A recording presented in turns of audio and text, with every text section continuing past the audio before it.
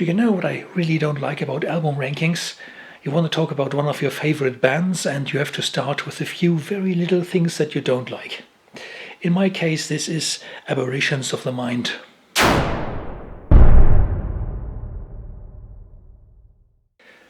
This was the last album Morgana Lefay released before they stopped recording.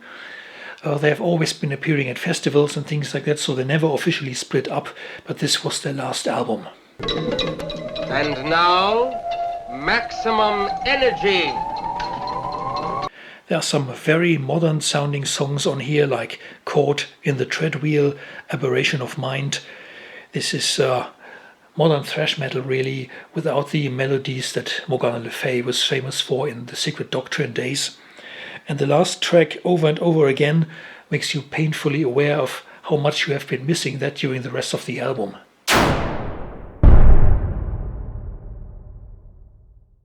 Past, Present, Future.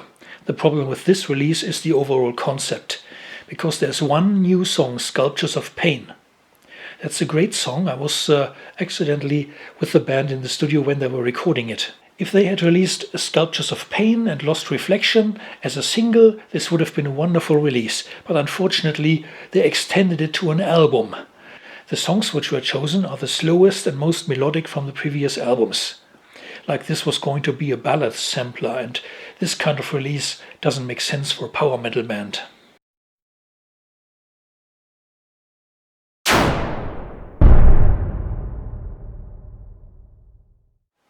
Symphony of the Damned, the first album in 1990, was released only on vinyl, 537 copies exactly. A few years later it was already impossible to find, so the band decided to re-record it and release it on a CD. I recommend that you get the CD version, because the LP is now on sale for 250–300 euro roundabout. It's extremely rare. But apart from that, the CD is also the better recording, because the band had additional 10 years of experience, the sound is much better, and you can hear especially in Charles singing that he's a lot more confident now and found his style of singing. So the re-recording is definitely the better version. The Whore of Babylon and Symphony of the Damned are some great epic tunes which show what Morgana Lefay wanted to do. There are also some weaker numbers like Tequila and the simple thrash song War Without End, but it's normal for a debut album to have a few ups and downs.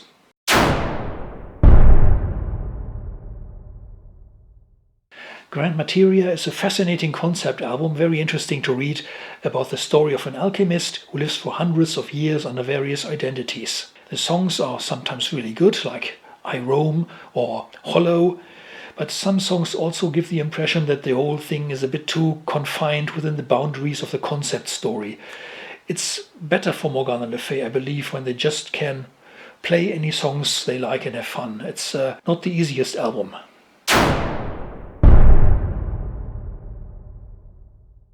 SOS, or Save Our Souls, is a good album with songs like the title track, Epicedium, Sleepwalker, but I just couldn't squeeze it into the top 5 somehow. On the promotional tour for the album I met Charles and Tony at Hamburg for an interview, and they were really happy with the album.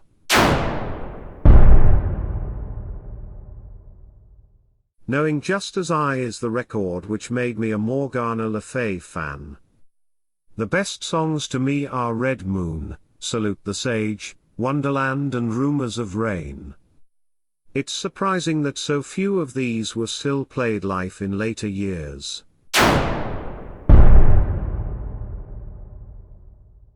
I would place The Seventh Seal slightly higher than SOS, because there are a lot of great tracks on it. The Boon He Gives was one of their biggest hits when played live. But as far as I can go, Shadow Empire or the title track The Seventh Seal are also highly recommendable.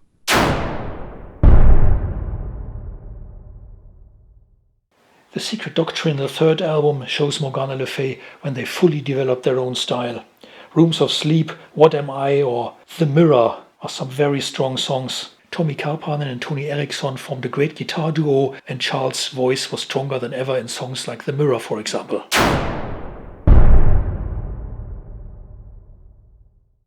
The Sanctified album includes songs like To Isengard or Time is God, which are some of the best Morgana Lefay have ever released. Also, the record company seems to have realized they had something on their hands, because suddenly they were producing videos like In the Court of the Crimson King and got the band a bit more media attention.